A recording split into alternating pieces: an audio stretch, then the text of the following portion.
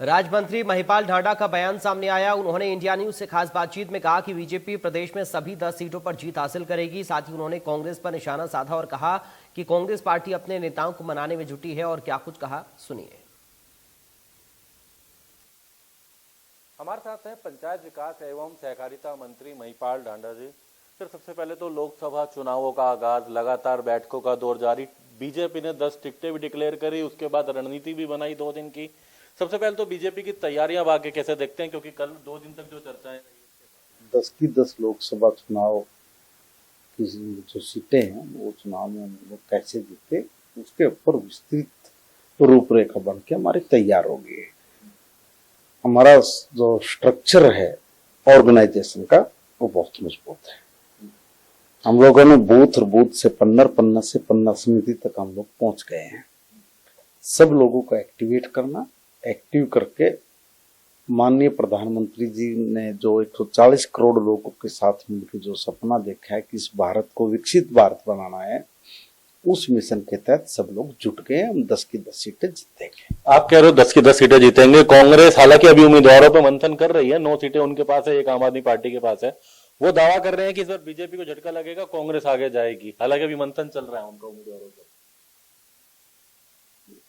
सपने लेने में कोई पैसे तो जाते नहीं, ना पैसे लगते, ना लोन लेना पड़ता। सपने ले रहे हैं, अच्छी बात है। सपने लेने का तो भाई सबको अधिकार है। उम्मीदवारों किस तरह देखते हैं उनके? उम्मीदवार तो है नहीं ना। समस्या क्या है कि देखो, कांग्रेस पार्टी आज अपने जो इनके नेता हैं उनको मनाने में जुटी हुई है। वो ये मनाने में जुटी हुई है कि भाई कोई चुनाव लड़ ले। और कांग्रेस के नेताओं का हाल ये हो रहा है, वो कह रहा है कि जो सुरजेवाला लड़ेगा, सुरजेवाला कह रहा है कि दीपेंद्र हुड्डा लड़ेगा, दीपेंद्र हुड्डा कह रहे कि शैलजा लड़ेगा, शैलजा जी कह रहे कि मतलब देखेंगे कोई और लड़ेगा। तो कुल मिला के अभी इनका जो मान मनोबल वाला सिस्टम है, अभी तक वो नहीं सिरे चढ़ पाया है। इनके प्रभारी दीपक जी आदरणीय, वो बहुत दिन रात एक करके मेहनत करने में जुटे पड़े हैं कि भाई किसी भी तरीके से ये 5-7 लोग मिल जाएं, ये चुनाव लड़ने के लिए हाँ भर लें। मगर बात अभी इनकी सिरे नहीं चढ़ रही है। देखते हैं कब तक सिरे चढ़ेगी, कब तक इनके कैंडिडेट आएंगे। भाई देखो, हमने तो अपने कैंडिडेट घोषित कर दिया, हम तो चुनाव लड़ने लगे। कांग्रेस और आम आदमी पार्टी मिलकर चुनाव लड़ रहे हैं। एक टिकट हालांकि हरियाणा में है आम आदमी पार्टी के बाद। दिल्ली हम बैठे हैं। दिल्ली की अगर बात करें तो दिल्ली में केजरीवाल की गिरफ्तारी के बाद, ईडी के मामले के बाद, इनका कहना है कि एक सिंपैथी वोट भी आएगा। हालांकि 31 तारीख को रामलीला मैदान में एक बड़ी रैली भी कर रहा है इंडिया अलायंस। सिंपैथी वोट किस तरह की? केजरीवाल को। हाँ, तो कौन सी सहानुभूति? चोरों को कब से सहानुभूति मिलेगी भाई? भाई उसने कोई शहादत दी है क्या?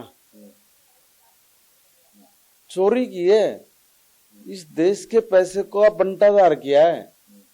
अपनी पार्टी को स्थापित करने के लिए सारे देश में व्यापारियों से नीति के नाम के पैसे लेके ठगी करके उस पैसे की बर्बादी की है। नाम हमारा ले रहे हैं कि वे तो दुर्भावना से काम कर रहे हैं। भाई हमने कौन सी दुर्भावना कर दी? अच्छा, उसने हमारा क्या बिगाड़ा जो हम उसके साथ दुर्भावना रखें?